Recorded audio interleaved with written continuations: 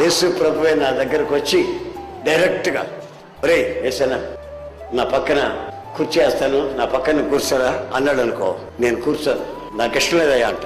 ఒరే ఏమిట్రా అలుగుతావేంటి, ఇష్టం లేదంటావేంటి, నా పక్కన కూర్చోండి మామూలు పదా, నా పక్కన కూర్చో, నాకు ఇష్టం లేదండి అంట. మరి ఎక్కడ కూర్చోవాలి ఉందా నీకు? నీ ఒళ్ళో కూర్చోవాలి ఉంటే, నీ ఒళ్ళో కూర్చోవాలి ఉందండి నాకు. ఊరి పాపం నువ్వు మామూలు మనిషి కదా నువ్వు, నా పక్కన కూర్చునే దానికి జనం గడగడలాడుతుంటే నా ఒళ్ళో కూర్చుంటావా?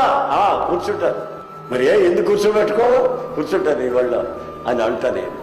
ఆమె నిజంగా ఆ ధన్యత, ఆ అనుభూతి, ఆ ప్రశాంతత మనం ఒక్కసారి ఆలోచిస్తే ఈ లోకంలో ఉన్న ఈ తుచ్చమైన అభిలాషల వైపు మనం పోలేం.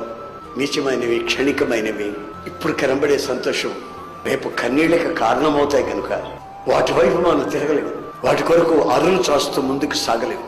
కారణం అవి క్షణికమైన సంతోషాలు, సుఖాలు.